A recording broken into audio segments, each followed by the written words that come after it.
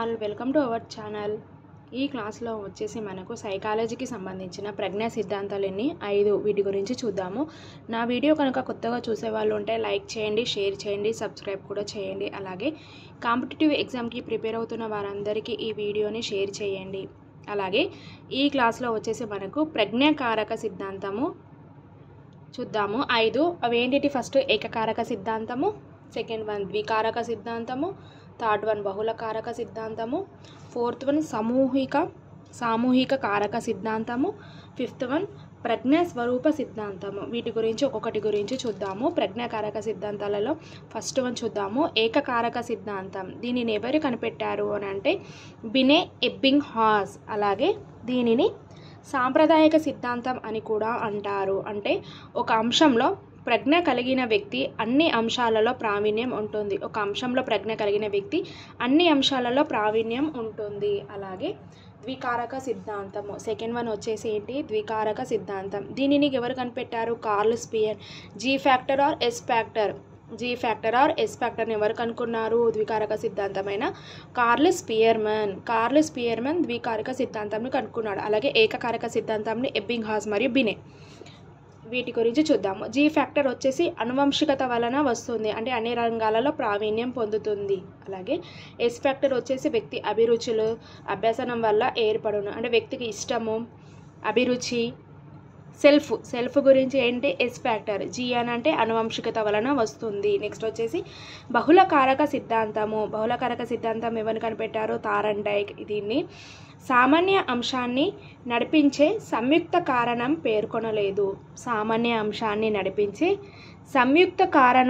పేర్కొనలేదు. అలాగే ప్రజ్ఞలో 4 గుణాలు ఉన్నాయి. అవేంటేంటి?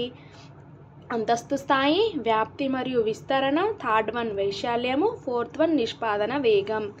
బహుళకారక సిద్ధాంతంలో ప్రజ్ఞలో 4 గుణాలు ఉన్నాయి. ఏంటేంటి? అంతస్తు స్థాయి, వ్యాప్తి, విస్తరణ, థర్డ్ వన్ వైశాల్యం, ఫోర్త్ వన్ నిష్పాదన వేగం. ఈ పై 4 గుణాలు మాపనం చేసే పరీక్ష ఏంటి? CAVD. పై 4 గుణాలను మాపనం చేసే పరీక్ష ఏంటి? CAVD. Okay, CAVD full form చూద్దాము. సి అంటే ఏంటి? కాంప్లెక్షన్ ఆఫ్ సెంటెన్స్, అంటే వాక్య పురాణం.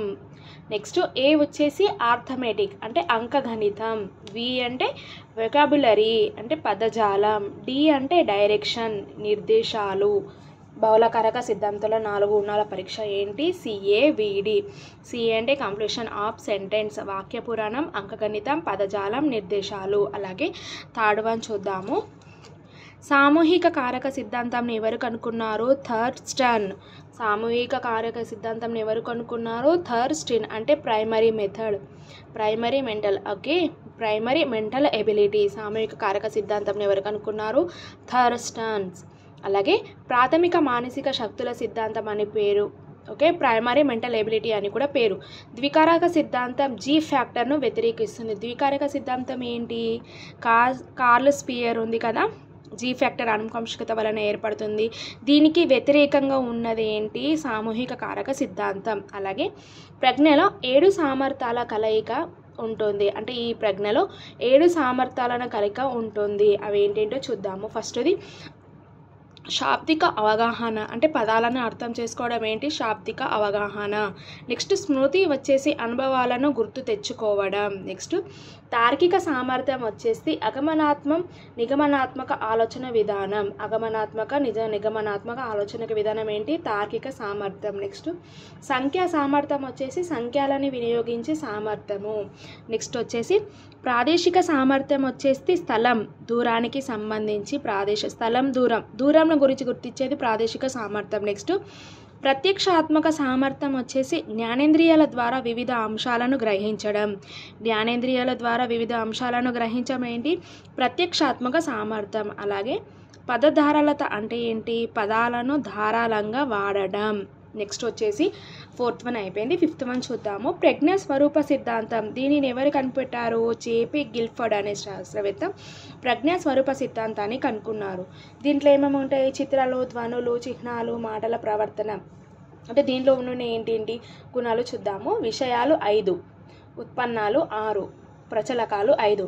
ఫస్ట్ వన్ ఏంటి? విషయాలు, చిత్రాలు, ధ్వనులు, చిహ్నాలు, మాటల మరియు ప్రవర్తన. నెక్స్ట్ ఏంటి? ఉత్పన్నాలు.